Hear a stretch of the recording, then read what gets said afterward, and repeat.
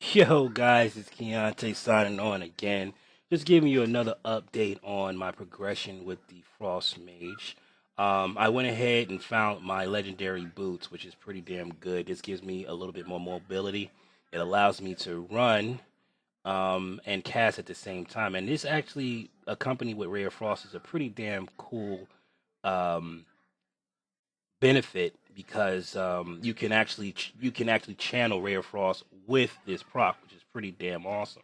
So you can run around and stuff like that, and you can cast Rare Frost. But if you notice, I am no longer rocking with Rare Frost, and here's why.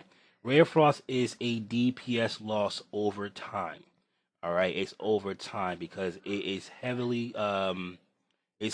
dependent on time warp, and that right there is cool to have that, but until I get my ring, it's no real. I can't really see myself benefiting from Rare Frost long term. So I went ahead and spec'd into Bone Chilling.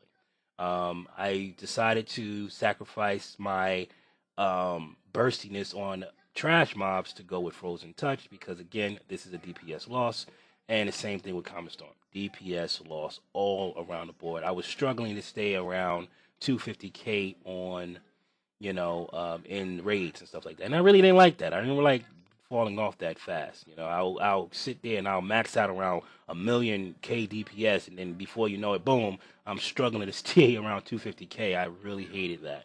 So this is the spec that I went with to uh, to maximize my DPS. Again, they're doing another nerf to fire mages. I'm still not too thrilled with that.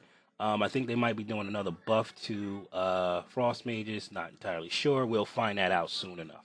So let's go ahead and look at the rotation and see how we do. Now, keep in mind, this rotation was done with pretty much perfection. So you can see exactly what you can do with this talent spec. All right, you can see exactly what you can do. I did not use time warp in the beginning with this, and the reason why is because a lot of boss fights in raids wait until 30%. Okay, so I wanted to show you what you can do with just Icy Veins and Rune of Power. Now, if I had my epic ring, my legendary ring, then I possibly would go ahead and do it because I get two charges of it. Although I still won't be able to benefit from it because, well, if I pop heroism or time warp in the beginning of the fight, I'm the only one that will be able to benefit from it after the 30% mark. So, that's, a little frustrating that not everybody can benefit from that when it comes out of the ring. But hey, it is what it is. So let's get into the rotation. So with every boss fight, you want a pre-pot, right? You got a pre-pot. That is a major, major difference between getting the boss down and dying at 1% health because you didn't pre-pot. Don't be so stingy with your potions and go ahead and pre-pot. Trust me when I tell you, your raid will love you for it. So learn how to pre-pot. Most good tanks and most good groups will go ahead and give you a 10-second warning before pull. So pre-pot at 2, and then they pull, and then you have another pot or another potion you can utilize within the time frame. Especially when you get to 30%, you can go ahead and utilize the second pot, which is cool, and that will give you another big ass burst. So let's go ahead and get into the rotation. So there you go. I went ahead, dropped my Rune of Power.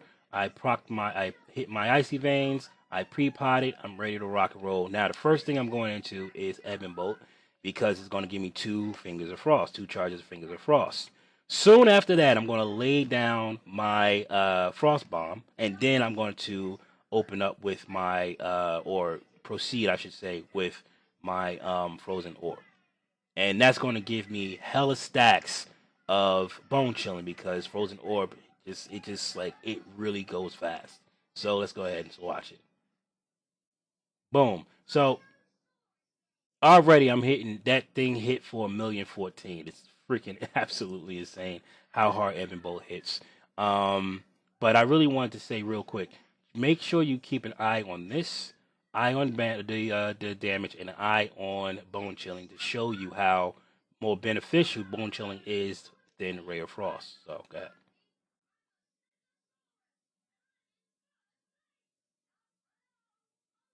I'm already at 12 stacks of bone chilling. I'm doing 700 10 K DPS. I'm already at 23 seconds of icy veins. So let's go. Now I'm going to go with my water bolt, my water jet. Drop my room power again, refresh my frost bomb, boom. Now again, this is something that a lot of people I've seen mages do. You do not want to use your brain freeze proc if you have charges of fingers of frost. Okay, clear out your charges of fingers of frost first, then use your brain freeze because the ice lance right after is going to hit as if it was a charge of fingers of frost. That means it's going to hit for close to 200k DPI, 200k damage, and is going to blow up your frost bomb. So that's the reason why you want to clear off your fingers of frost because you get a free fingers of frost after brain freeze. Now there are times where you're casting, like right now I'm in the filler, right? Because I'm hunting for that fingers of frost. I'm hunting for it. And unfortunately, I don't get it. So I'm going to run out of icy veins because I just don't have it. But I'm not going to extend my icy veins by throwing out freaking ice lances just because I don't have it. Now see, cleared out my fingers of frost. Then I use my brain freeze. Then I hit another fingers of frost, and then I proc my frozen touch, and boom, boom, boom, ready to rock and roll, just killing it. So that's how it works. Now there are going to be times where, as while you're hunting for your fingers of frost, you're going to get a brain freeze, right? You're going to get a brain freeze, and then what happened is your fingers of frost comes up right after your freaking brain freeze, and you use your charge of brain freeze, and you're going to get that free chance of ice lance, but unfortunately the fingers of frost pops up right before you finish using your brain freeze. Sometimes that sucks because you could have gotten an extra charge if Fingers of Frost hit, but it is what it is. There's nothing you can do about it. So as of right now, everything's coming off a cooldown. I'm just keep everything on cooldown until you're ready to get to that 30% mark. Now this is what I do with the boss fight. When I know I'm going to pop time warp on the boss fight, I wait until 30%. I gauge where we are. Okay. And then when we're about to go into that burn phase, I try to keep everything on off of cooldown. I want to on cooldown. I want to be able, well, is it off of cooldown? Well, I want it to be ready. I want all my stuff to be ready. So when we pop time warp, I'm able just to let everything loose. I got my Rune of Power ready to go. I got my Ebon Bolt ready to go. My Fingers of Frost, my Water Jet, and my Frozen Touch is all ready to go, waiting for that time warp. As soon as time warp hits, I'm going to ready go and I'm going to smack my daggone Icy Veins, and then that's going to be a huge DPS boost.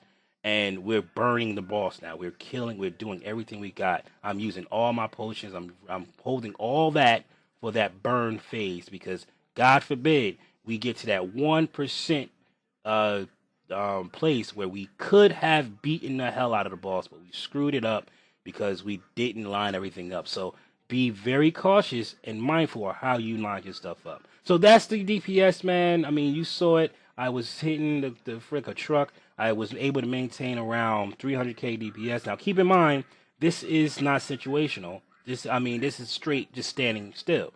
Mechanics override DPS.